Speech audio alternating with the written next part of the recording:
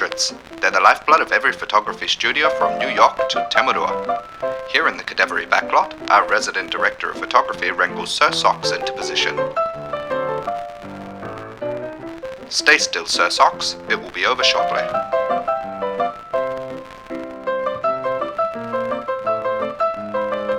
The director of photography lures Sir Socks into position with a meal. He rushes to get the camera and snap the perfect shot. Getting multiple shots from multiple angles will allow us to choose from a wide range and will allow us to create the desired effect.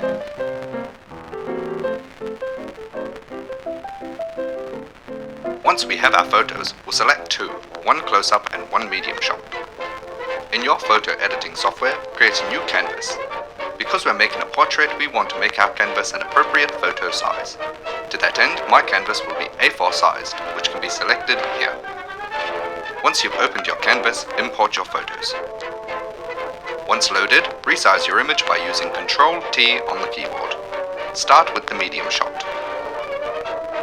Once resized, we're going to remove the background. In previous segments, I've covered the eraser tool and the pen tool as methods for background removal, but today I'm going to show you how to remove a green screen from your image. In the top toolbar, click the Select menu.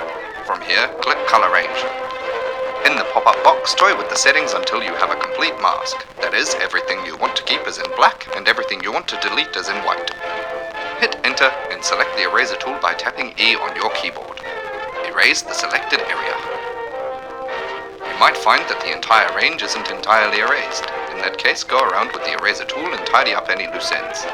Load in a background and resize it into place like you did with the first image. Once in place, we're going to remove the bowl from the photo using the Clone Stamp tool and Healing Brush tool. We have covered both of these tools in previous segments, so go watch those if you need a refresher. Use S on your keyboard to select the Clone Stamp tool. Hold Alt and select an area to clone. Paint until the bowl is out of the photo. Once complete, click J to select the Healing Brush tool. Use the same process of Alt and click and select a desirable area, one that looks natural and without error. Now paint over any sections that look fake. We're going to throw an overlay over top to date the photo. I've chosen to use a crumpled paper overlay, but you can use anything you like. As the overlay is white, we're going to use the multiply blending mode. Unfortunately, the overlay darkens the image a little bit, so we're going to bump up the photo's exposure by just a little. Once we've done that, we're going to create a light layer of grain to tie the two images together. To do this, we're going to create a new layer like this. Use G on your keyboard to select the bucket tool and paint a completely black fill. Now, select the screen blend mode to get a preview during the next step. Go to Filter, Noise, and then Add Grain. Add a small amount of grain using your eyes to judge what amount is correct. After the grain, we're going to bring in our second image. I've chosen a medium shot as opposed to a close-up. Go back through the steps that we did at the beginning of the video. Resize, color select, and erase to clean up. Using Ctrl-T, we're going to resize Sir Socks into a better position. Once satisfied with the position he's in, use the offset option in a new exposure adjustment layer to blend the second image with the first.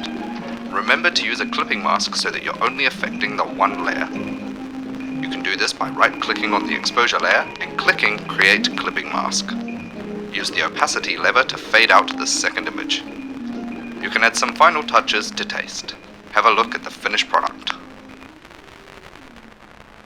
For This Cat is Photoshopped, I'm Charles Moseley.